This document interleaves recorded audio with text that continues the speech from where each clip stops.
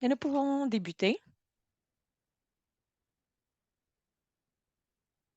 Nous pourrons passer en revue les points d'ordre administratif. C'est un plaisir de vous voir en ligne aujourd'hui. Bienvenue à notre webinaire et bon après-midi.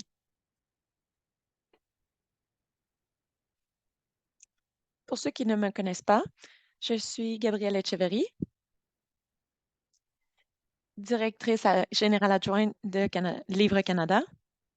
Et c'est un plaisir de présenter le webinaire d'aujourd'hui et de présenter Brian O'Leary, notre présentateur. Je vais également être en charge de la période des questions qui aura lieu après la présentation de Brian. Donc, je pourrai répondre également à vos questions pendant la présentation s'il y a quoi que ce soit. Avant de débuter, je vais passer en revue certains points d'ordre administratif. Donc, la présentation d'aujourd'hui sera en anglais et il y a de l'interprétation simultanée en français. Et la présentation va durer 60 minutes et nous aurons du temps privé à la fin pour répondre à vos questions.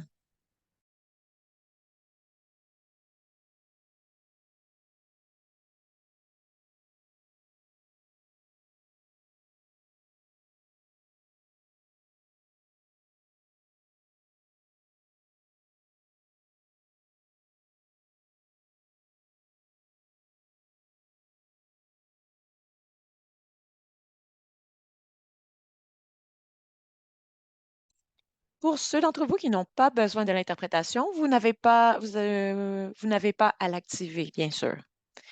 Si vous avez des problèmes avec l'interprétation ou des problèmes pendant la présentation, faites-moi signe. Comme je l'ai dit, nous vous invitons à poser vos questions via la fonction questions-réponses. N'hésitez pas à soumettre vos questions tout au long du webinaire. Nous les recueillerons pour la séance de questions qui aura lieu à la fin.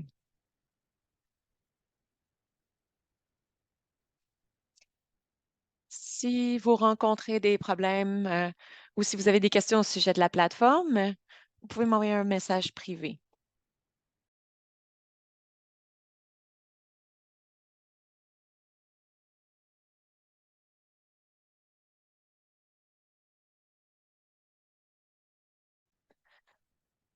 Maintenant que cela est dit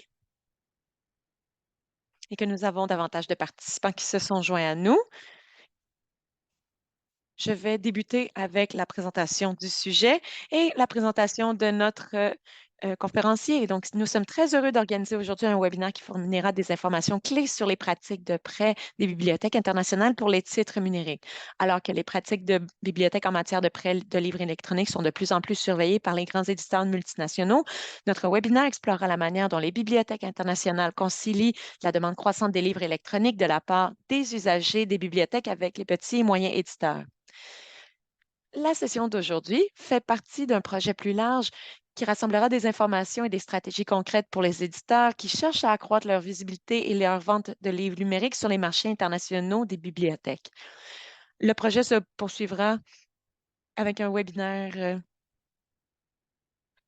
de suivi contenant des informations plus détaillées et un rapport bilingue sur le même sujet qui sera publié à la fin du mois de mars. Le rapport final et le webinaire de suivi fourniront également des conseils et des outils pour travailler avec des bibliothèques internationales sélectionnées afin d'assurer à la fois la visibilité et l'accès aux titres canadiens, en anglais, en français et traduits. Nous sommes très heureux que vous soyez tous présents aujourd'hui et que vos points de vue et vos questions continuent à façonner ce travail. C'est un projet en cours. Donc, n'hésitez pas à me contacter après cette présentation si vous avez donc des questions ou des commentaires.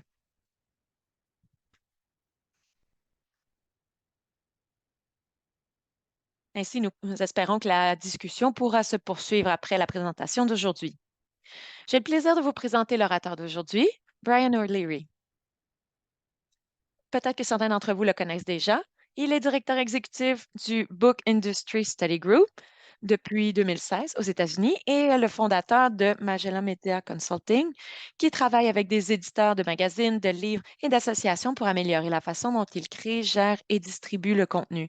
Brian effectue des recherches et rédige de nombreux articles sur des questions touchant l'industrie de l'édition, notamment des rapports de recherche sur l'utilisation des métadonnées dans la chaîne d'approvisionnement, sur les droits territoriaux et les meilleures pratiques en matière d'exportation de produits numériques. Il a également rédigé plusieurs rapports sur l'édition numérique. Et voilà, Brian, la parole est à vous. Merci, Gabriel. Merci à vous tous. Comme vous l'avez dit, nous le faisons de façon interactive, contrairement à ce que nous avons fait par le passé. Ce webinaire donne un aperçu de ce que nous effectuons aujourd'hui, mais c'est l'occasion également de répondre à vos questions et de combler les écarts afin de mieux comprendre les éditeurs canadiens quand on parle de la distribution de livres. Donc, j'espère que ce sera utile, mais que ce sera aussi un point de départ pour une conversation que nous pourrons poursuivre. L'aperçu du projet. Nous voulons étudier les marchés des bibliothèques numériques au Royaume-Uni, en France, en Allemagne, en Espagne et aux États-Unis. Ce sont des marchés de grand intérêt pour les éditeurs et le marché canadien. Et Livre Canada est également très actif. Nous travaillons directement avec les organisations qui gèrent les ventes de bibliothèques au marché choisi et nous allons vous donner quelques perspectives sur ce que nous avons appris lors des dernières semaines. Nous voulons partager des renseignements sur les décisions d'achat des bibliothèques. Quatrièmement, nous souhaitons fournir des renseignements qui aideront les éditeurs canadiens à découvrir et à vendre leurs titres.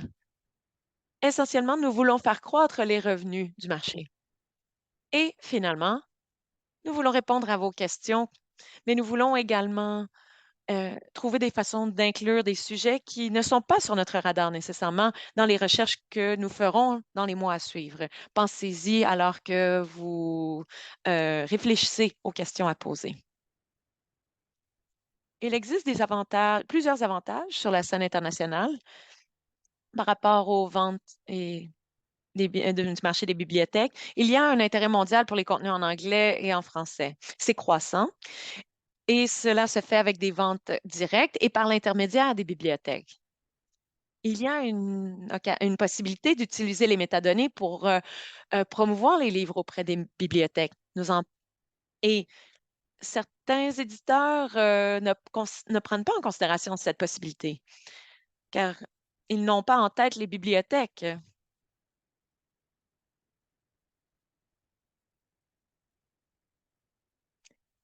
Les coûts d'exécution sont inférieurs à ceux des livres imprimés.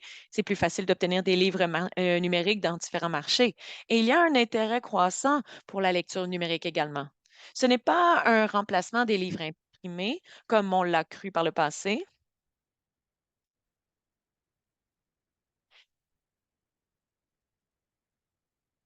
mais cela ressort dans certains marchés, en fait. Et, par exemple, dans le commerce ou alors dans le domaine de l'éducation. Il y a un intérêt poussé aux États-Unis et au Royaume-Uni également.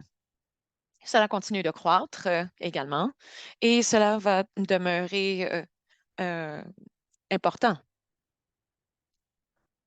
Mais il y a bien sûr des défis également. Les partenaires diffèrent selon le marché. Peut-être que vous êtes familier avec le travail de Livre Canada. Si c'est le cas, vous savez qu'il y a plusieurs façons d'obtenir de la visibilité et d'atteindre différents marchés. Notre travail est donc de documenter quels sont ces canaux et offrir aux éditeurs canadiens des directives sur la meilleure façon de les exploiter. Les modèles d'affaires varient également selon le marché. La situation aux États-Unis n'est pas nécessairement la même au Royaume-Uni, mais il y a certains points communs, par exemple avec la France, l'Allemagne et l'Espagne. Mais différents marchés ont donc différentes considérations. La sophistication numérique varie également, mais les écarts se réduisent au fil du temps et c'est une bonne chose. Néanmoins, ce ne sont pas les mêmes marchés avec les mêmes compétences numériques nécessairement. L'infrastructure de technologie de l'information peut être une entrave à l'innovation. C'est particulièrement vrai en Espagne en ce moment, mais c'est également euh, relié à la sophistication et les écarts se réduisent, comme je l'ai dit. Et il y a l'adoption du livre numérique qui est plus faible sur certains marchés. Aux États-Unis, par exemple, 20 est pourcentage de base et c'est peut-être encore plus élevé en bibliothèque, mais ce peut être différent. Les chiffres peuvent varier dans d'autres pays, par contre. Gabriel a parlé de mon rôle au BISG. Donc, cette organisation supervise les normes et les pratiques exemplaires en matière de gestion de la chaîne d'approvisionnement aux États-Unis. Nous essayons de régler des problèmes qui affectent notre industrie. Nous travaillons étroitement avec BookNet Canada afin d'harmoniser les pratiques sur les deux marchés. Beaucoup du travail que nous faisons aux États-Unis se produit au Canada. Et le Canada offre de l'innovation qui peut nous être utile également aux États-Unis. Nous voulons mettre en place euh, des normes mondiales et des pratiques exemplaires. Ce n'est pas seulement aux États-Unis, mais c'est également à l'échelle mondiale. Et c'est pourquoi nous sommes heureux de faire ce projet avec le soutien de Livre Canada. Il existe 4 principes généraux relatifs aux ventes numériques. Ce peut être au niveau international ou non, mais ce sont des possibilités à considérer. Il y a le fait que les métadonnées sont importantes et c'est encore plus important que pour les livres imprimés. Nous avons eu une rencontre avec l'ISG un peu plus tôt et nous avons rencontré des représentants de la Bibliothèque publique de New York. Et nous voulions combler des écarts quant aux collections. Mais c'est un problème qui se répète. Les métadonnées sont importantes. Les bibliothécaires peuvent lire le livre et ensuite prendre des décisions. Mais en fait, ça devrait être basé sur les métadonnées qui sont disponibles pour la description de produits, euh, l'âge, par exemple, des lecteurs. Donc, ce sont plein d'informations qui peuvent être disponibles. Il est très important euh, de bien connaître et d'utiliser les métadonnées. Ça peut être utilisé pour les bibliothèques et cela peut permettre d'accroître les revenus des bibliothèques. Ensuite, il faut répondre aux besoins des partenaires commerciaux locaux. Et c'est une des raisons pour lesquelles nous avons débuté ce projet. Nous voulions déterminer ce qui a du sens quand on souhaite vendre au Royaume-Uni, en France, en Allemagne, en Espagne et aux États-Unis. Il faut comprendre les modèles d'affaires mis en place. Il faut également choisir le bon moment. Les marchés n'achètent pas leurs livres de la même façon ou au même moment. Donc, parfois, ça peut être homogène. Par exemple, aux États-Unis, dans le monde du commerce, il y a un manque de saisonnalité. Donc, cela peut varier entre la première et la deuxième période, moitié de l'année. Alors que pour les bibliothèques au Royaume-Uni, eh bien, la situation peut être différente. Mais donc, comprendre tous ces aspects est important afin de vendre des livres aux bibliothèques. Cela pourrait Et donc, 50 de l'accroissement des revenus est relié au fait de choisir le bon moment. J'aimerais parler de certains points dont nous avons parlé avec nos partenaires au Royaume-Uni et aux États-Unis. Ce sera disponible dans notre rapport final. Donc, j'aimerais débuter avec le Royaume-Uni. Les métadonnées euh, sont à Nielsen Book Data. On fournit également des métadonnées à BDS Live. Dans les deux cas, il faut avoir de l'information qui est pertinente pour le Royaume-Uni. Même si vous voulez vendre uniquement au Royaume-Uni, il y a une occasion de reprendre des ventes parce que Nielsen couvre également notre territoire. De plus, il faut considérer le fournisseur. Si vous avez un intermédiaire ou un autre vendeur, il faut être clair quant au prix. Vous travaillez dans un marché international, ne l'oubliez pas. Donc, il faut identifier les catégories de livres en Amérique du Nord, par exemple. Et c'est notre norme, mais il faut également inclure les codes théma, car au Royaume-Uni, en France, en Allemagne et en Espagne, le code théma sera le premier élément considéré. Célib est également une ressource utilisée. Ce peut être utile pour vous également.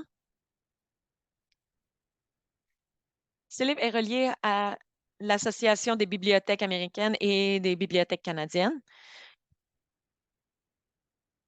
Ils ne travaillent pas seulement au nom de leurs membres, qui, mais ils veulent s'assurer que cela fonctionne pour tous les membres. Il y a ProQuest, EBSCO, qui sont actifs sur le marché américain.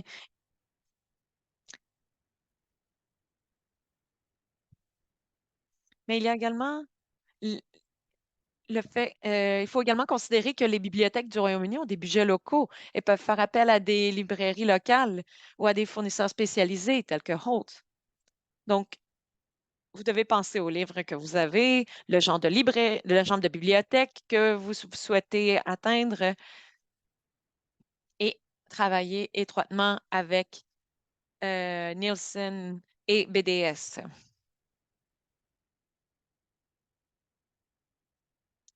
Maintenant, la France.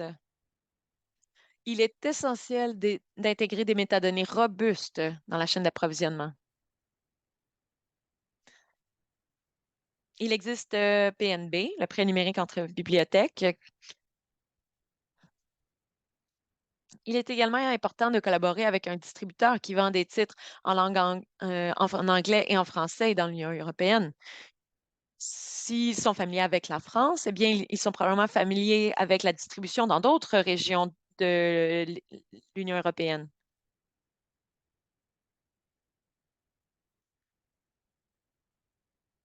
Il y a Pollen et OLF qui sont également d'autres options envisageables. Vous, vous pouvez communiquer directement avec Dilicom. Ça peut être une façon d'obtenir de la visibilité dans le marché des bibliothèques.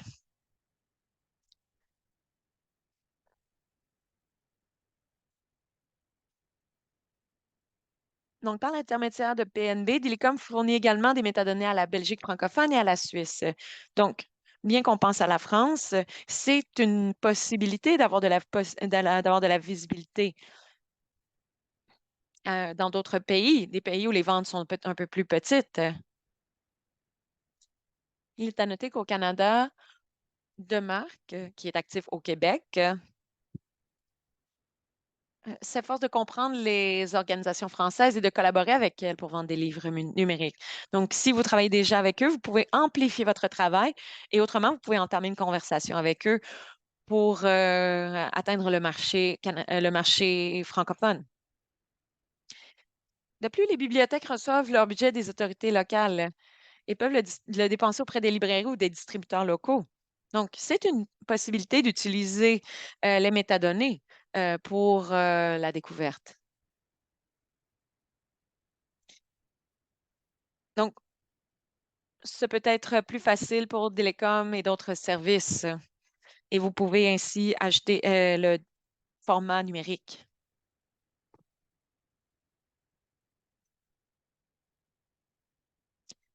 Par rapport à l'Espagne maintenant, DILV fournit des métadonnées aux bibliothèques.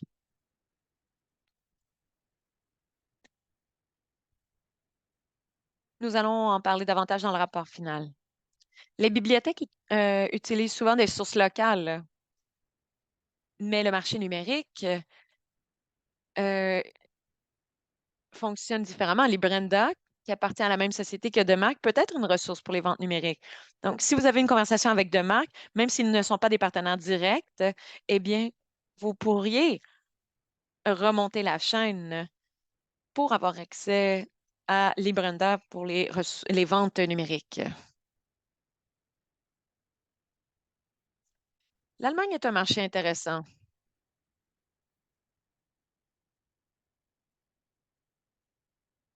en raison de son histoire.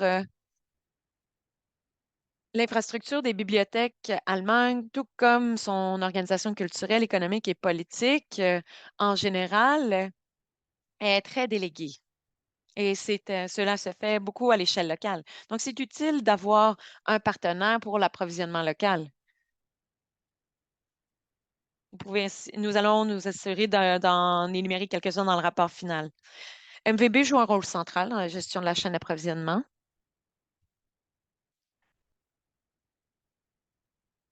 Libri est un important grossiste et distributeur sur le marché. Donc, ce sont des ressources que vous pouvez utiliser afin d'avoir davantage d'effets sur le marché allemand.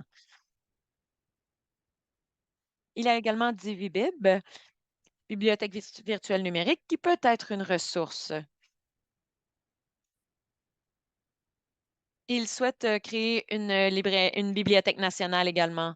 Donc, cela diffère de leur modus operandi habituel.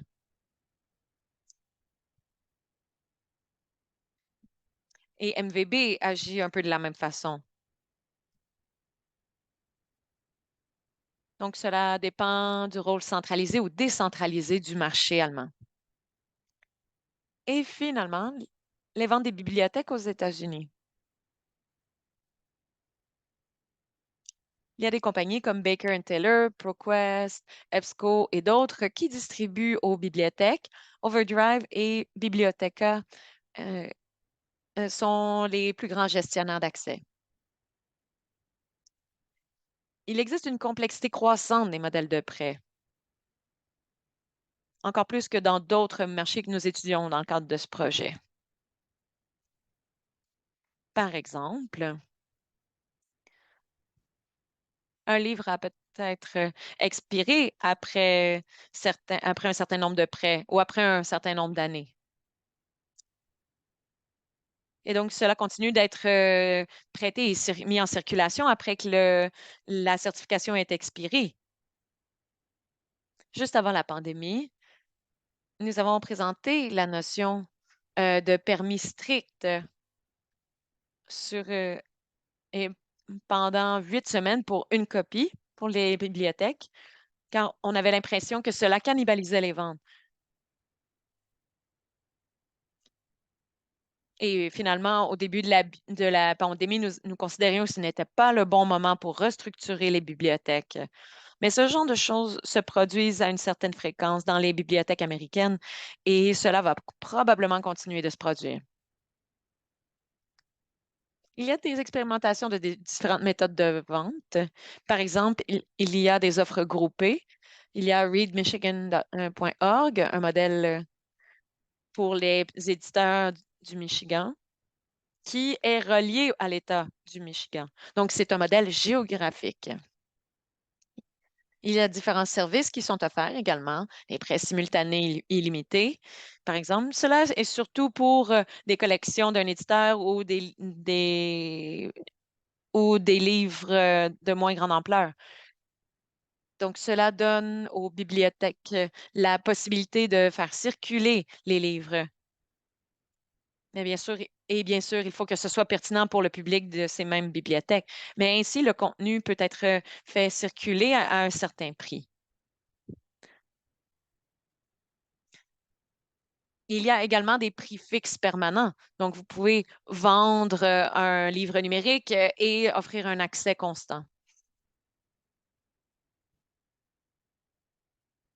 Je recommande pour le marché américain l'American Library Association. C'est un joueur majeur.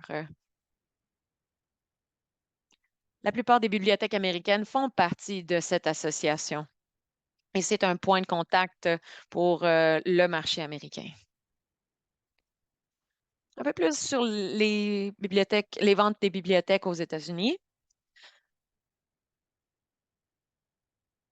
Les modèles de prêt numériques. Donc, c'est un sujet controversé pour certains éditeurs et les bibliothèques. Du côté des éditeurs, on s'inquiète de la friction, par exemple, les prêts sans friction, qui considèrent les bibliothèques comme une menace pour les ventes de livres. Donc, si, par exemple, ce peut être téléchargé, euh, ce peut être plus facile. Et les prix sont considérés exorbitants par les bibliothèques pour les livres numériques. Et il y a, les bibliothèques font face à donc doivent gérer à la fois le marché des livres imprimés et numériques. Mais c'est essentiellement un débat qui oppose les grands éditeurs et les bibliothèques publiques. Il existe plusieurs modèles innovateurs avec les éditeurs petits et moyens et les bibliothèques qui sont prêtes à expérimenter. Ou alors, comme au Michigan, où il y a un lien géographique. Je ne crois pas que c'est une situation sans issue, mais c'est néanmoins complexe et c'est intéressant de continuer d'évaluer la situation dans les années à venir. Si je devais comparer les différents marchés, eh bien, je dirais qu'ils ont tous des dépôts centraux de métadonnées, à l'exception des États-Unis. Mais les États-Unis pensent à avoir un dépôt central également. Pensez au rôle important que le Canada et BTLF jouent par rapport au domaine de l'édition.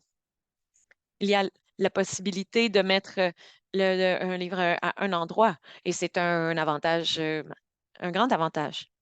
Il y a également les organisations nationales dynamiques. Les bibliothèques du Royaume-Uni, par exemple, ont utilisent Dilecom, Dilvey. Il y a un peu moins de cette coordination sur le marché américain, mais il y a des groupes d'études qui rassemblent des gens pour en discuter. Et nous le faisons de différentes façons.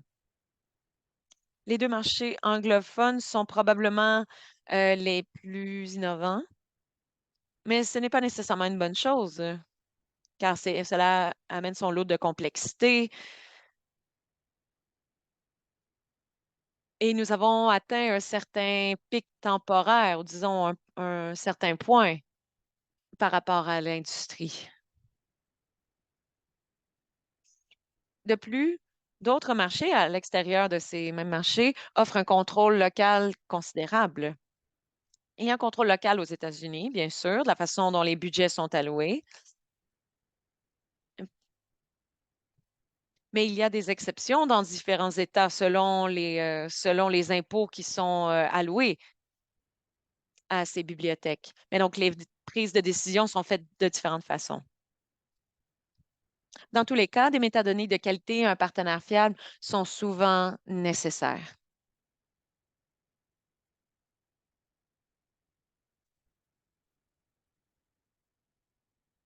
Le marché canadien pourra en dire davantage alors que nous allons développer le rapport, mais il y a de la valeur dans la différenciation. C'est un marché de plus en plus achalandé. On parle de millions de nouveaux titres qui sont publiés à chaque année. Et les titres uniques risquent de passer inaperçus. Donc, il y a des modèles d'affaires innovants, par qui peuvent être utilisés et qui peuvent fournir une façon plus simple de prêter des copies. C'est peut-être une façon de remédier à cet enjeu. Les États-Unis et le Royaume-Uni peuvent aider à tester certaines idées. Euh, donc, si donc les États-Unis et le Royaume-Uni ont peut-être réglé certains problèmes et vous pouvez voir que l'idée en tête peut être utile.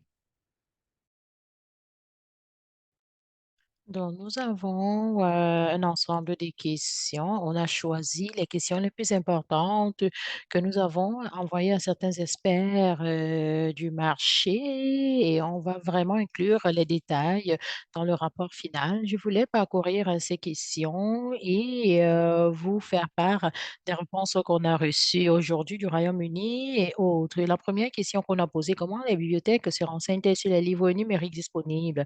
Et l'une des choses qu'on entend au Royaume-Uni, c'est le marketing direct des éditeurs. C'est un outil, on peut le faire, surtout s'il y a une force commerciale dans le marché, soit par écrit ou par envoi de courriel ou la publication de la promotion dans les bibliothèques et deux fois, il y a des cours universitaires qui adoptent un livre pour les cours ou bien des textes supplémentaires. Ils ajoutent ces textes-là à leur liste de lecture et la bibliothèque automatiquement choisit un certain nombre de copies et l'opportunité de travailler avec les institutions postsecondaires ou secondaires est vraiment encore, il y a encore du chemin à faire. Et deux fois, les partenaires dans le marché, les BDS et les autres peuvent faire du marketing au nom d'un livre ou un ensemble d'éditeurs. Donc, ce sont toujours de ces personnes que les bibliothèques au Royaume-Uni découvrent les livres. Et ici, on veut voir là où ils sont actifs. Ça peut vraiment être des ressources importantes. Ils fournissent des informations aux bibliothèques et de fois, c'est le cas. Et il y a aussi des plateformes telles que Exlibris où les bibliothèques achètent le logiciel et le logiciel Rialto leur permet de commander des livres et d'apprendre un peu plus sur les livres. Et le point clé à noter ici est que les bibliothécaires, comme j'ai décrit au le cas des États-Unis, les bibliothécaires se tournent vraiment vers les métadonnées ou les tierces parties pour leur fournir les livres. Il y a une présentation directe des éditeurs, mais la validation vient des services et des logiciels qui comptent sur les métadonnées. Il y a quelque chose, les listes de lecture telles que l'acquisition accès sur les données probantes et les autres genres d'acquisition sur l'abonnement des lecteurs tels que Patreon. Si vous faites partie de ce genre de programme, ceci va accroître la probabilité. Cela veut dire que les livres seront mis sur une liste. Par exemple, là, les bibliothèques vont savoir que vous êtes disponible, par exemple, sur Patreon. Et en fonction des acquisitions et des ententes, si quelqu'un demande à avoir un livre et il envoie cela un certain nombre de fois, deux, trois fois, cinq fois, à un moment donné, la bibliothèque va acheter les livres. Donc, tout dépend. Donc, on peut accroître la visibilité d'un livre en faisant partie des différents programmes. Juste au Royaume-Uni, un bibliothécaire, il y a le Library Hub. Donc, c'est important d'être conscient de ce que les autres bibliothèques font.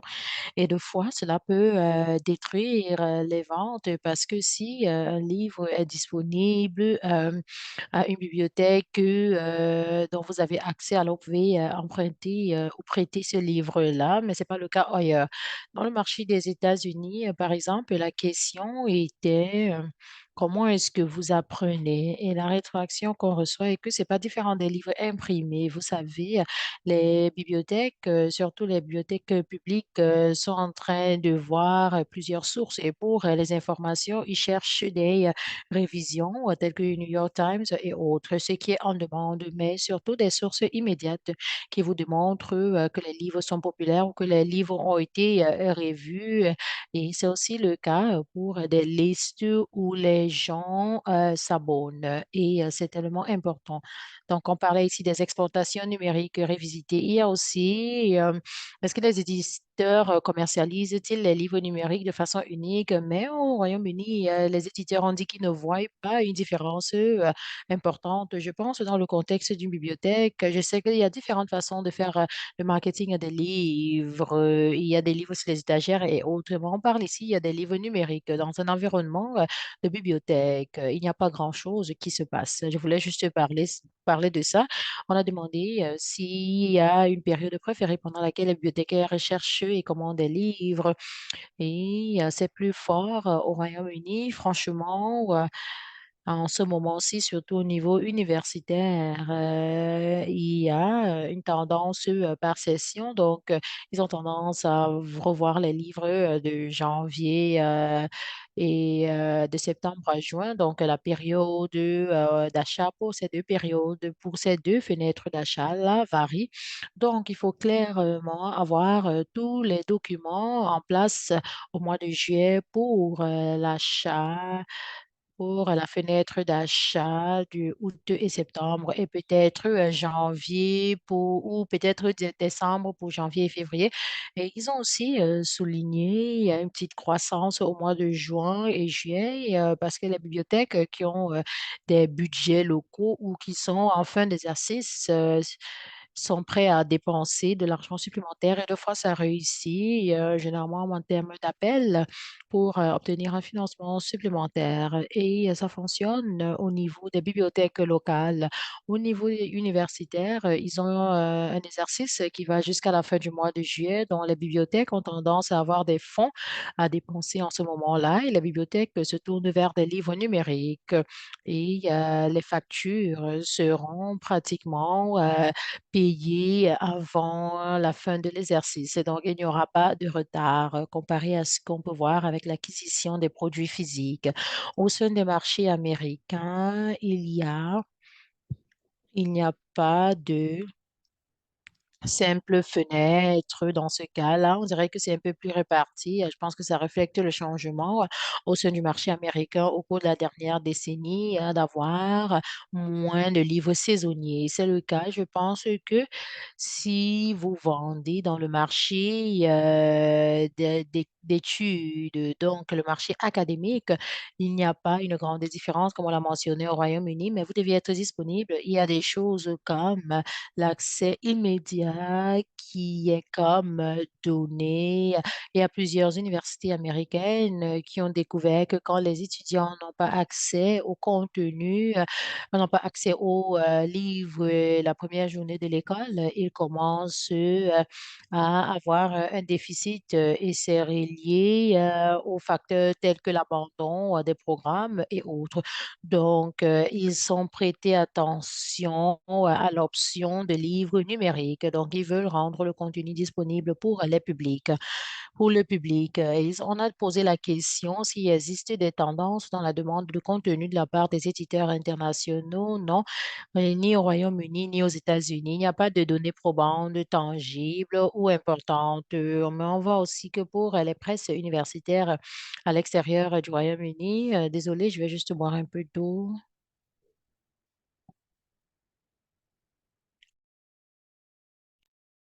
Les presses universitaires basées à l'extérieur du Royaume-Uni peuvent être en demande et peut-être c'est l'opportunité pour ces presses-là de peut-être préparer des forfaits groupés et ici.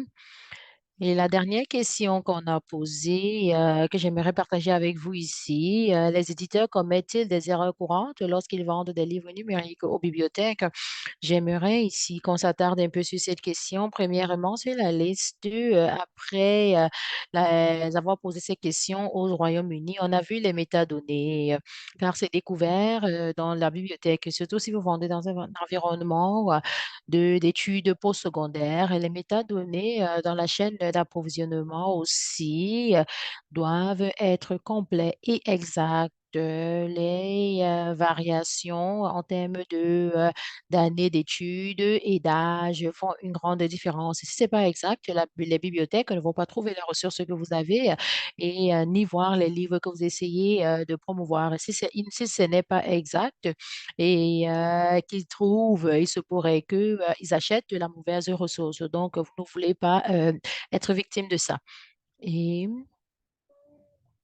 vous êtes probablement déjà familier avec le fait que Onyx et Mark sont compatibles, mais c'est pas pareil. Les bibliothèques utilisent Mark pour cataloguer dès qu'un livre est publié. Vous avez un livre qui est disponible au public. Ça devait être affilié avec des compagnies, de préparation des records tels que BDX et autres qui font cela pour les maisons d'édition. Il faut peut-être aussi être dans un répertoire de la bibliothèque de congrès. Donc, cela va permettre d'avoir un bon catalogue à la bibliothèque. Et l'une des préoccupations les plus importantes que toutes les bibliothèques au Royaume-Uni ont, c'est un répertoire pauvre qui a besoin d'être modifié. Et ceci exige force les bibliothèques à aider les utilisateurs à trouver des ressources qui sont présentes à la bibliothèque. Et l'un des points de données qu'on a partagé avec nous est que à peu près 15% des demandes d'aide à la réception et que les utilisateurs ont des problèmes à trouver les ressources nécessaires. Mais cela, ces ressources existent déjà dans la bibliothèque, mais c'est juste que c'est pas bien catalogué. Et aussi, les ressources qui ne sont pas bien cataloguées, généralement, doivent être déplacées et mis à jour. Si vous avez une grande collection de livres numériques, ce sont des livres généralement qui ne vont pas être découverts et qui ne seront pas recommandés pour achat. On a un peu parlé de l'acquisition axée sur les données probantes et les acquisitions axées sur Patreon. Alors, c'est important de faire partie de ces différents groupes-là et ceci nécessite aussi de bonnes métadonnées et des bons marqueurs. Il y a certaines choses qui sont un peu plus précises, mais sont nécessaires à savoir. Premièrement, si vous insérez votre livre dans une collection et un livre numérique, c'est possible de retirer cela à un moment donné, mais vous voulez réellement essayer d'éviter de le faire parce que les gens préparent leur collection. Ouais. Il y a des listes de lecture et que ce soit avec eux, le PDS ou pour ProQuest ou autre chose. Et si vous en faut retirer un texte après sans préavis ou après un court préavis, les abonnés sur Patreon vont remarquer et cela va affecter votre relation avec la maison d'édition et aussi le Cake Bar. Donc, c'est une organisation qui permet aux livres numériques d'être facilement découverts et les gens pourront donc avoir facilement accès à ça. Si vous êtes familier avec ça, le compte pour la bibliothèque est utilisé pour mesurer l'usage des ressources électroniques. Alors, vous conformer à ça est tellement important à Counter et ces facteurs-là, ces réponses-là étaient très fréquentes aux États-Unis aussi. On a reçu quelques questions pendant qu'on se préparait pour ce webinaire. Il y a eu plusieurs éditeurs canadiens qui nous ont posé cette question et c'est en chevauchement avec plusieurs autres questions que j'ai déjà posées. Une question, comment naviguer sur les marchés en tant que petit éditeur de niche?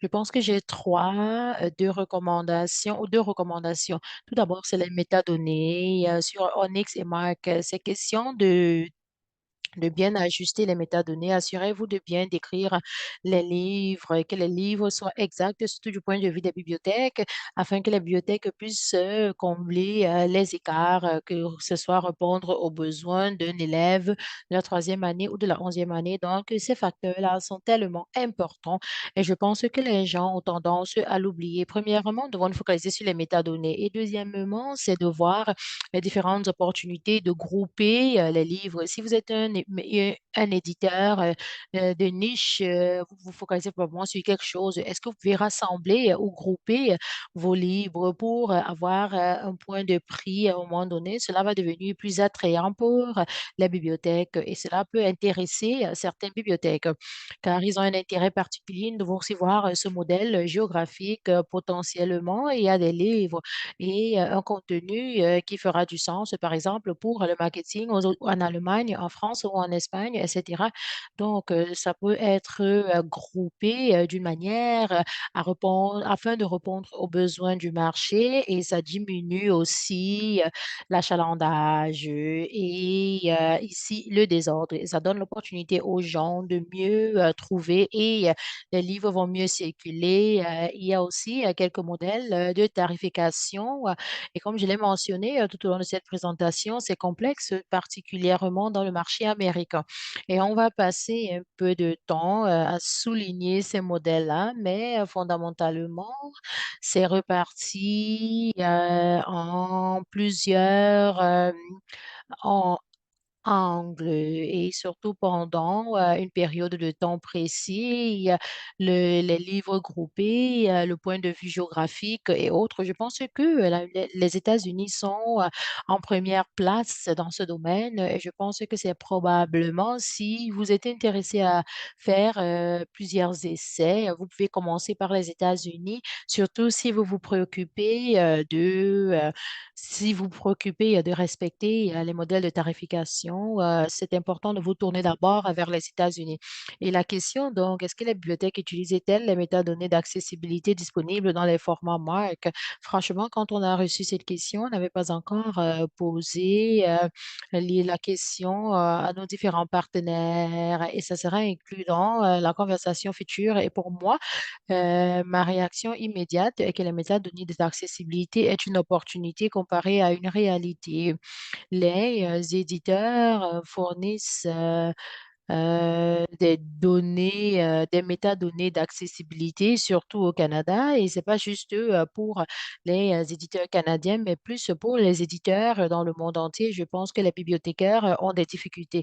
Marc a fait du travail intéressant et j'ai reçu cette présentation à une foire des livres. Et généralement, ce qui se passe avec les livres électroniques est que le produit ne couvre pas nécessairement les métadonnées d'accessibilité, mais c'est ancré dans les dossiers aussi. Et Marc essaye de voir comment faire des recherches dans les livres électroniques pour essayer d'obtenir les résultats et ces données.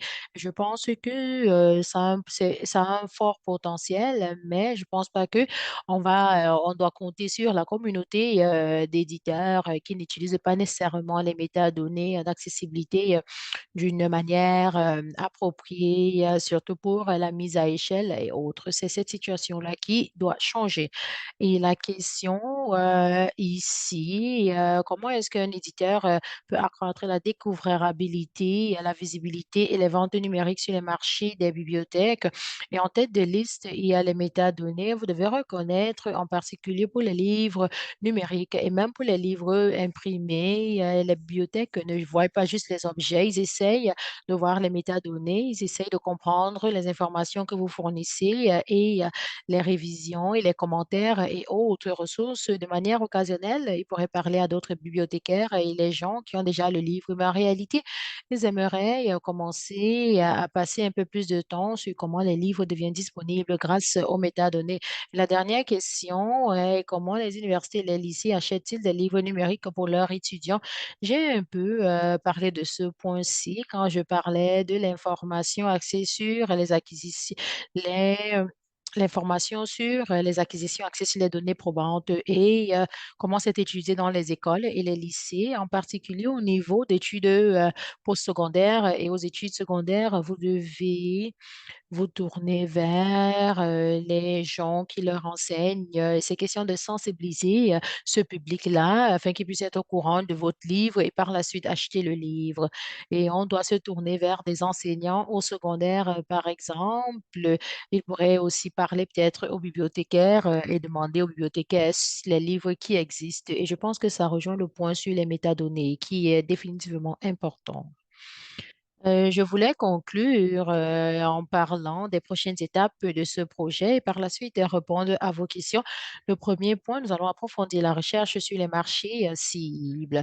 Et on vient juste de commencer cette recherche. Cette approche est assez intéressante, surtout quand Gabriel et moi, on a parlé de ça au début. Initialement, je me suis dit qu'on va faire la recherche et puis parler de ça. Mais ici, nous vous donnons un aperçu de là où nous en sommes afin d'obtenir votre action précoce et par la suite revenir vous parler des constatations que nous avons faites.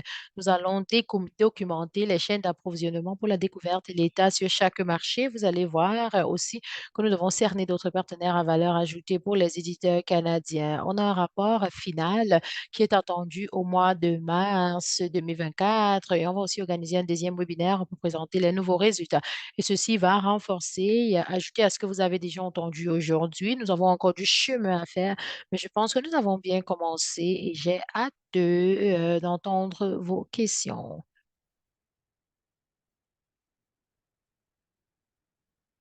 Merci, Brian, c'était excellent. Oh, OK. Il y a la première question. Donc, ici, c'est de Bosch Education. Est-ce que vous avez quelques astuces pour l'établissement des prix pour les différents marchés dans Onyx? Non, et c'est le cas parce que je travaille dans une association de commerce comme Gabriel. En général, nous sommes formés pour ne pas vous parler de la stratégie de tarification, mais je dirais qu'en général, vous devez voir les différents groupes de prix qui utilisent les produits concurrentiels. Par exemple, si vous donnez un accès illimité, vous êtes la première personne ou bien le premier éditeur à essayer ou à offrir ce produit-là. Généralement, pour l'accès illimité, vous pouvez établir un prix un peu plus élevé. Et pour les services groupés, vous pouvez aussi mettre un prix. Donc, tout doit varier et tout doit dépendre de ce que vous offrez. Je pense que l'autre aspect important est que vous devez vous rassurer d'exprimer les prix en monnaie locale, car de fois, on l'oublie, car on l'oublie surtout les éditeurs américains oublient qu'ils ne sont pas canadiens, par exemple. C'est généralement oublié par les éditeurs américains et canadiens. Mais par exemple, si vous devez vendre en France, au Royaume-Uni et autres, donc vous devez convertir en euros et autres. Alors, c'est important d'avoir la bonne monnaie parce que c'est important d'avoir les bons prix et les prix sont généralement moins chers en Inde, par exemple, et ailleurs. Ça ne fait pas partie de notre étude, mais il se pourrait que vous devez changer votre paradigme en termes d'établissement des prix pour le contenu. C'est un excellent rappel. Nous avons définitivement des questions sur les différents marchés et je pense que l'Occident, le Royaume-Uni, les États-Unis, l'Allemagne et autres, c'est important de mettre sur pied des barèmes d'établissement de prix car les gens se questionnent. Alors, juste pour ajouter, vous voulez enlever le plus de barrières en termes d'acquisition. Car de fois, certains marchés vont payer en dollars canadiens ou en monnaie non locale et ceci va faciliter les choses. Donc, c'est important de faciliter les choses. C'est généralement la règle de base, surtout quand on voit le processus pour les éditeurs. C'est pas toujours facile de devoir réconcilier les changements en termes de valeur. Donc, c'est important d'avoir tous les prix. Je vois pas d'autres questions en ce moment. Peut-être on attend que les gens saisissent leurs questions dans la fonction questions-réponses. Sinon, je vais vous poser la mienne. C'est relié pas nécessairement à l'établissement des prix, mais c'est sur comment travailler dans ces différents marchés. Vous avez mis l'accent sur les métadonnées, on a appris cela et on a aussi remarqué que vous avez dit que certains marchés avec qui vous avez parlé, ces bibliothécaires ont dit que c'est vraiment l'une des barrières, le fait de ne pas avoir la métadonnée. Donc, ça rend le processus de visibilité des livres difficile. Alors, est-ce qu'il y a des choses qu'on peut faire pour pouvoir mettre toutes les ressources sur pied afin d'obtenir ces métadonnées? Est-ce qu'il y a des choses qu'on peut trouver qui pourra nous aider avec la création des métadonnées et peut-être est-ce qu'on peut avoir des ressources? Ah oui, certainement, je dirais que ça ne devrait pas être très compliqué. Certainement, Botnet Canada et BTLF rentrent en jeu quand il s'agit des pratiques exemplaires, surtout par rapport aux métadonnées des éditeurs canadiens.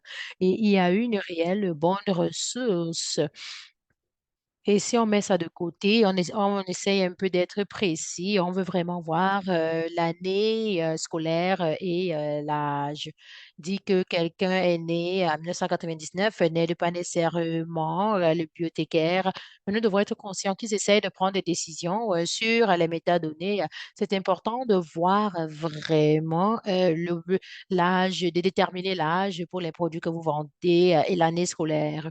Et c'est important aussi d'avoir des copies et de revoir ces copies-là afin de vous rassurer que le livre ne soit pas rédigé pour le commerce, mais que cela répond aux besoins des bibliothécaires. Par exemple, en particulier, c'est question de fournir une description, par exemple, pour un marché précis. Et ce serait vraiment très utile. Vous devez aussi penser à si, oui ou non, vous voulez avoir une copie, que ce soit pour un livre à vendre en anglais ou en français, ou bien même si l'anglais ou le français ne sont pas les langues principales dans des pays tels que l'Allemagne ou l'Espagne. Donc, est-ce que vous pouvez le faire ou est-ce que vos distributeurs ou vos partenaires, fournisseurs dans ces marchés-là, est-ce que ces partenaires pourraient vous aider à recueillir les métadonnées? Encore une fois, le plus, ça rejoint ce seuil-là. On ne doit pas empirer la situation. Les bibliothécaires qui essayent de trouver une ressource en anglais pour leurs patrons, ces bibliothécaires-là, eux aussi, ne sont peut-être pas aptes dans une autre langue. Donc, c'est important de mettre sur pied et de faciliter le processus d'accès. Et c'est vrai que c'est difficile à dire que même les éditeurs des petites et moyennes organisations ne pourraient nécessairement pas avoir les langues. Par exemple, pour un livre en français, ce serait pas nécessairement évident d'obtenir la traduction en espagnol, par exemple, mais pour les livres, c'est important de faire une mise à essai parce qu'on fournit le même conseil. C'est important d'inclure des mots-clés. Vous ne devez pas tout faire, mais choisissez quelque chose. Essayez une autre approche et voyez le résultat que vous allez obtenir. Mais je pense que compter sur les partenaires dans ces marchés, surtout si vous travaillez avec des tierces parties, ou travailler avec BGS, par exemple, au Royaume-Uni ou Dilocom en France. Vous savez, c'est important d'avoir une conversation avec ces tierces parties-là afin de comprendre ce qui fait accélérer les choses dans leur pays. Il y aura ces points précis-là que nous allons ajouter au rapport final, mais cette conversation peut durer longtemps et ça peut avoir des résultats positifs. Je vois pas d'autres questions ici. Quelqu'un a posé la question, a posé une question sur le théma code. J'ai fourni le lien ici. Et donc, et aussi, en fonction de ce que vous utilisez, on est passé à Théma aussi dans notre catalogue parce que cela nous a permis de rassembler les codes du marché québécois et du marché anglophone ici au Canada. Mais deux fois, c'est difficile de choisir quelle information fournir et comment cela sera géré sur différentes plateformes. Je pense que Théma, il y a d'autres personnes qui pourraient mieux faire la présentation des témoins que moi, mais on travaille avec Théma. Si vous utilisez le code BISEC régulièrement, nous faisons la cartographie et par la suite, nous téléchargeons et nous partageons des cartes. Et la version actuelle des thémas nous allons publier cette semaine la nouvelle ByteX version et pour le thème, cela ne sera pas disponible pendant quelques mois, mais on va faire l'annonce. C'est un outil utile pour vous aider à vous lancer, mais ce n'est pas la réponse. Il y a plusieurs autres raisons, surtout pour une cartographie électronique. Mais si vous pensez juste que tu ne peux pas le faire, tout mon catalogue n'a pas de théma. Faites-le pour commencer. Vous pouvez utiliser la carte et par la suite, je vais aller vérifier, dire est-ce que ça fait du sens. Et si ça ne répond pas aux besoins, on pourra essayer de travailler avec eux plusieurs autres petites options. Mais ce que, Livre Canada a fait, est tellement important parce que vous êtes en train, d'enlever les obstacles pour, prendre cela en considération. Les bibliothécaires, essayent de comprendre que voici, un livre qui parle de telle ou telle chose, même si ils n'ont pas lu, les détails, au moins ils connaissent, le, code théma et c'est une information pertinente. Alors c'est une bonne nouvelle. Est-ce qu'il y avait une autre question, à laquelle vous souhaitiez répondre, dans la boîte de questions? Ah, il y en a une. Ah, c'est la question à laquelle vous avez fait référence. Donc, nous avons nos livres numériques chez Ingram Lightning Source. Ma réponse serait, vous offrez probablement déjà un X ou quelqu'un le fait en votre nom pour Lightning Source. Il devrait pouvoir soutenir Biseca et le code TEMA dans leurs métadonnées. Donc, si vous anticipez qu'il y ait des ventes à l'extérieur de l'Amérique du Nord, si vous utilisez Lightning Source, par exemple, uniquement pour les États-Unis et le Canada, euh, TEMA est probablement un luxe, vous n'en avez pas de besoin nécessairement. Mais par exemple, si vous voulez vendre des livres, en fait, je devrais modifier cela car Lightning Source serait pour les livres imprimés, mais la réponse demeure valide. Mais si vous souhaitez vendre des livres au Royaume-Uni ou aux États, dans l'Union européenne, eh bien, Théma pourrait être utile par contre. Donc, il est 14 heures. Je crois que certaines personnes ont dû quitter, retourner au bureau. Je crois que nous avons répondu à toutes les questions. Comme nous l'avons dit un peu plus tôt, si vous avez d'autres questions ou des commentaires,